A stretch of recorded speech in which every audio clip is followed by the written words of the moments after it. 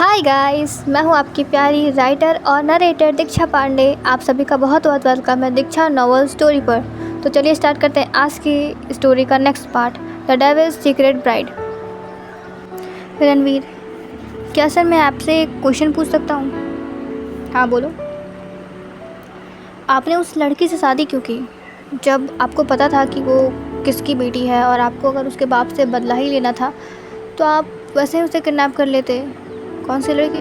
वही जिससे आपने शादी की है। तुम होश में भी हो? तुम क्या बोल रहे हो? जी क्यों सर? हाँ, समय को उसकी बातें सुनकर बहुत ही ज़्यादा गुस्सा आ जाता है। नोट कर उसके कॉलर पकड़ लेता है और उसका गला दबाने लगता है। रणवीर का गला दबने लगता है। सर सर आप क्या कर रहे हैं? सर सर छोड़िए सर। सर तुम्हें अंदाज़ा भी है तुम किसके बारे में बात कर रहे हो? वो पत्नी है मेरी।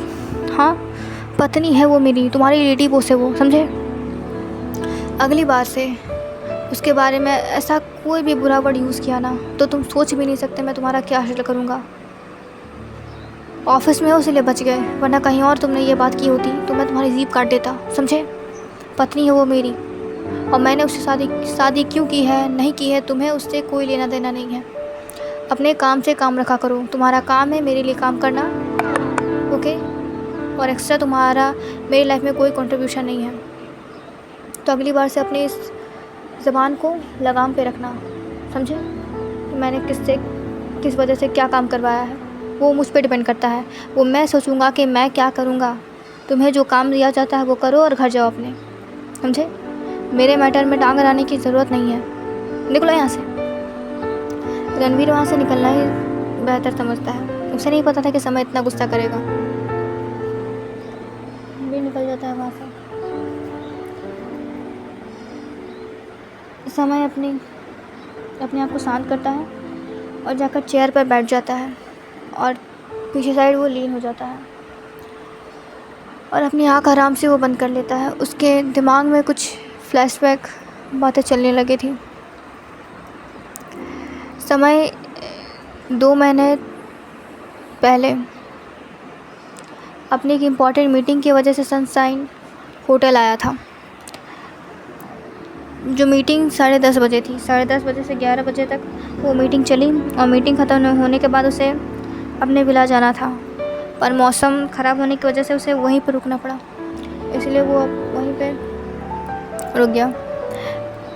इस होटल में बराबर उसकी मीटिंग होती रहती थी, तो इसकी वजह से इस होटल में उसका एक रूम रिज़र्व रहता था हमेशा, कि वो जब चाहे वहाँ रेस्ट कर सकता है या अपना कोई इम्पोर्टेंट काम कर सकता है। वो अपने रूम में चला जाता है और रूम में जाकर शावर लेने के लिए वॉशरूम में चला जाता है, क्योंकि उसकी आदत थी शावर लेने की। बिना शावर लिए बिना नहाए उसे नींद नहीं आती थी। वो वॉशरूम में चला जाता है शावर लेने के लिए। कुछ देर वो नहाता है तो उसे लगता है शायद उसके रूम का गेट खुला है, और वो ध्यान नहीं देता, क्योंकि उसे याद था कि वो गेट लॉक करके आया है, पर उसने गेट लॉक किया नहीं था। वो नहाकर बाहर निकलता है, वो अपनी वेस्ट पर टॉवल लपेट कर बाहर निकलता है तो देखता है कि एक लड़की है पिंक कलर का सलवार सूट में उसके बेड पर बैठी हुई है। समय को ये देखकर बहुत ही ज़्यादा गुस्सा आ जाता है कि एक लड़की उसके रूम में क्या कर रही है। उसे तो ये भी नहीं पसंद था कि कोई भी उसके रूम में या उसके पर्सनल स्पेस में उसे बिना पूछे आए, और एक लड़की उसके रूम में, वो भी उसके बेड पर बैठी हुई है। उसे बहुत ज़्यादा गुस्सा आ जाता है। उसे लगता है शायद किसी ने उसके साथ कोई घटिया मजाक किया, या फिर ये लड़की किसी एनिमी की तरफ से आई है उसके पास। वो जाता है, उसे झटके से खड़ा कर देता है और उसे घसीटते हुए गेट के पास लाता है, पर गेट बंद था, शायद गेट लॉक हो गया था। तो बोलता है, उसके लड़की की तरफ देखता है, बोलता है, हो कौन तुम? हाँ, और यहाँ पे कर क्या रही हो? किसने भेजा है तुम्हें? और एक बात बताओ, तुम्हारी हिम्मत कैसे हुई? तुम्हें डर नहीं लगा हाँ कि तुम समय शेखावत के रूम में आकर उसके बेड पर बैठी हुई हो? पर वो लड़की तो कुछ सुन ही नहीं रही थी। समय उसे हिलाते जा रहा था, पर उस लड़की की आंखें बंद थी, शायद वो बेहोश हो गई थी। समय उसे गौर से देखता है तो वो लड़की उसे बहुत ही ज़्यादा मासूम लगती है। उसे झटके से छोड़ देता है, वो फर्श पर गिर जाती है तो उसे होश आता है। वो समय को देखती है तो उठकर उसे लिपट जाती है और रोने लगती है। प्लीज़ प्लीज़ मेरी हेल्प कीजिए। वो मेरे पीछे पड़े हुए हैं। मैं उन्हें नहीं जानती। मैं तो अपने डैड के कहने पर एक फ़ाइल पहुंचाने के लिए आई थी, पर उन्होंने मुझे पकड़ लिया और पता नहीं उन्होंने मुझे क्या पिला दिया है। मुझे बहुत अजीब लग रहा है और मुझे चक्कर भी आ रहा है। प्लीज़ मुझे बचा लीजिए। वो इंसान मुझे मार देगा। उसने मुझे थप्पड़ भी मारा। प्लीज़ प्लीज़ बचा लीजिए।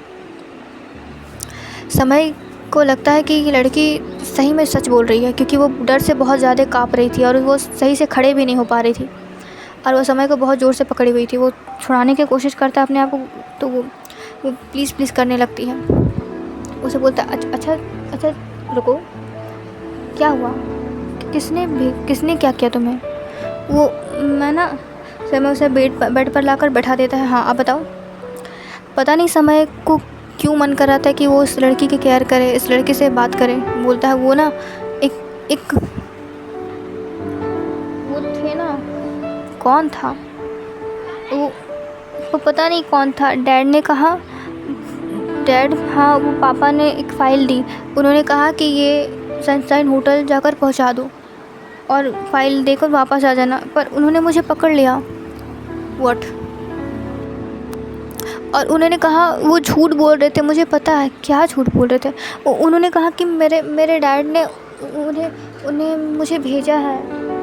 पता नहीं उन्हें क्या खुश करने के लिए कि क्या, पता नहीं उन्हें क्या बोला, पर पता है मुझे मेरे डैड ऐसा नहीं कर सकते।